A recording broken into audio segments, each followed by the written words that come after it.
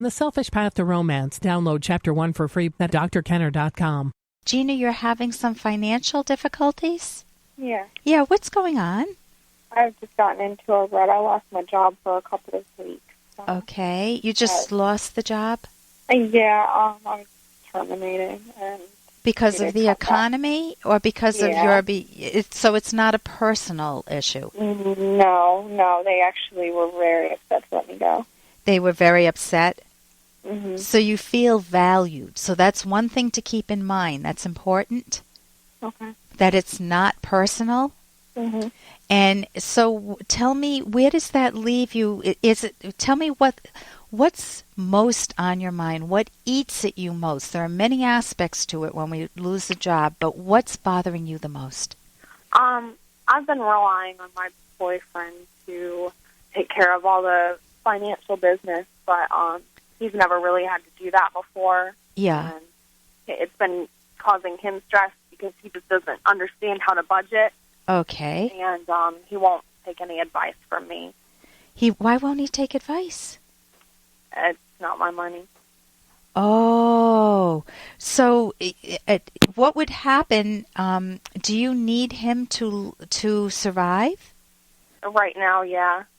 Okay. Until I get another job, I don't have any source of income. Okay, so the biggest thing on your mind is how to work with him to manage, because it sounds like you're more of a businesswoman. You know how to budget. Yeah. You know how to think longer range about how you can make the money last longer.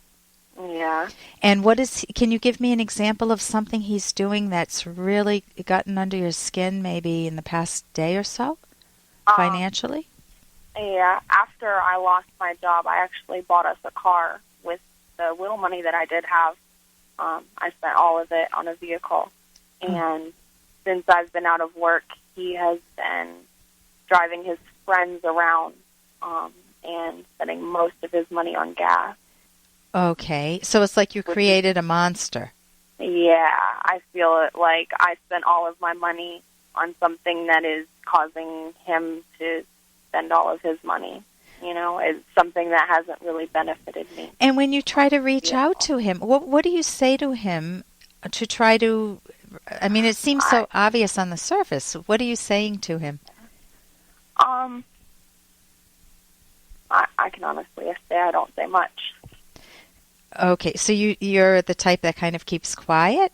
Yeah, I'm a waitress, so I've been sort of conditioned to bite my tongue. That's really funny to hear, because I can just picture these awful people, these people where you have so much more dignity than the people that you're waiting on. Yeah. And then they don't even tip you or something, but you've trained yourself to be polite. It's like the customer rules. Mm-hmm. Okay, that ain't the case, honey, in a romantic relationship. So the waitress, is that the job you lost as a waitress? Yeah. Are you able to find other work? Because that sounds like something that's portable. I have found other work. I just haven't started making any money yet, and I'm afraid that as soon as I can, I'm only going to be making money to pay the bills that he didn't pay.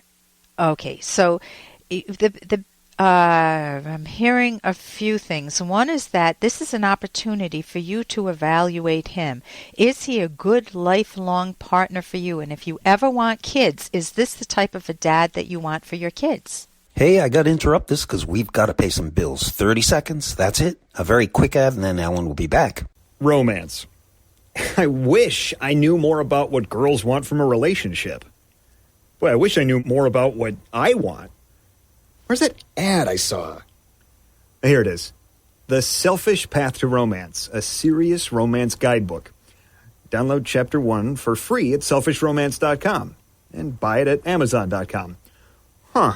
The Selfish Path to Romance. That is interesting. Is this the type of a dad that you want for your kids?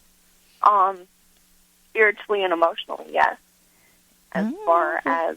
Yeah, but spiritually and emotionally means what? Is he tending to you? Is he valuing you? Is he valuing both of you as a couple?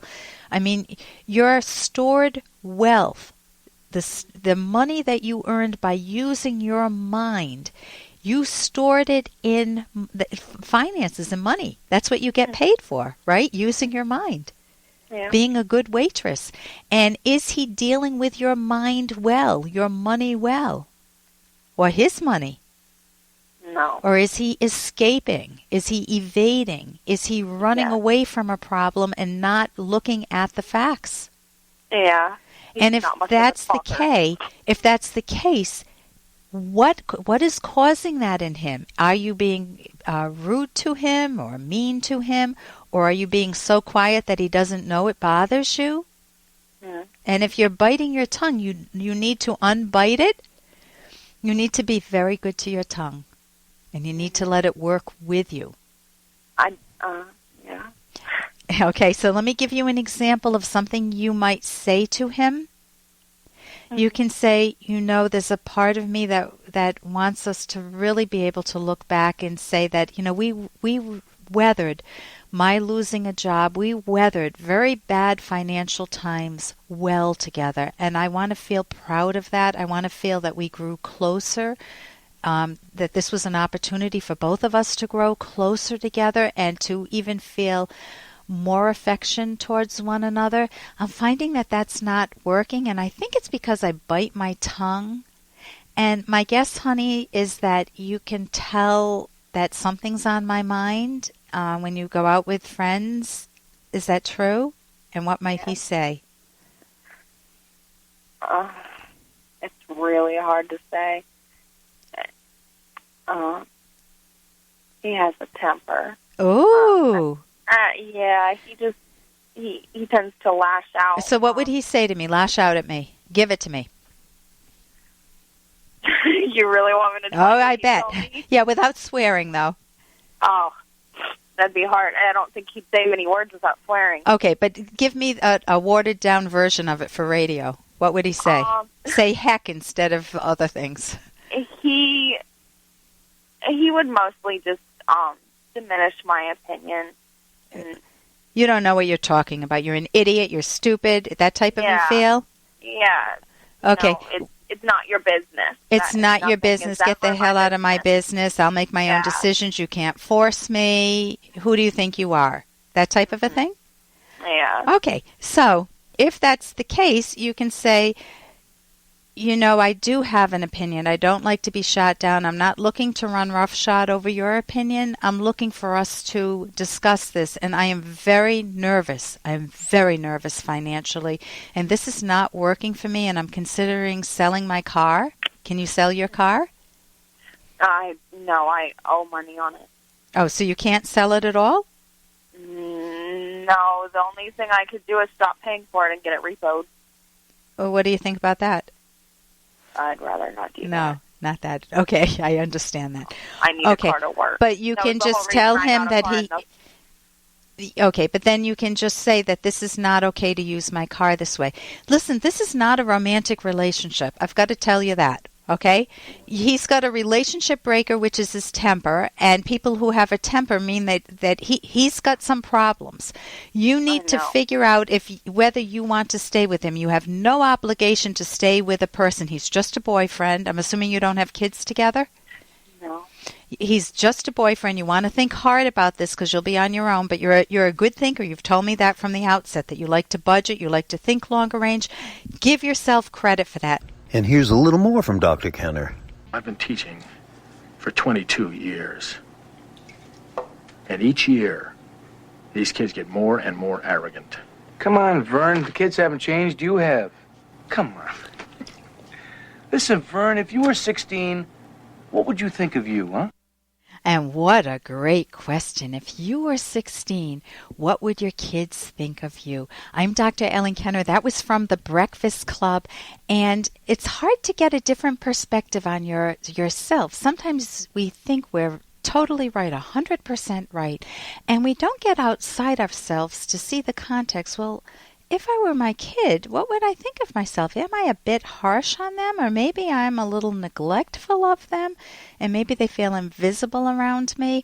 It's very good to shuttle back and forth if you're in any important relationship, just to see, how might I be coming across? Not that you're trying to please the other person, but you're trying to gain information about yourself. For more Dr. Kenner podcasts, go to drkenner.com and please listen to this ad. Here's an excerpt from The Selfish Path to Romance by Drs. Kenner and Locke.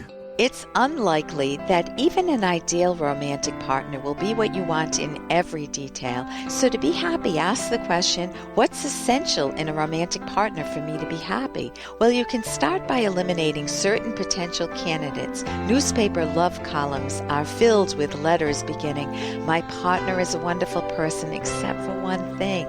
Almost inevitably, this one thing turns out to be something very important, such as drug abuse, infidelity, making parents more important than the partner, neglect, being a cheapskate, being a control freak, or psychological or physical abuse.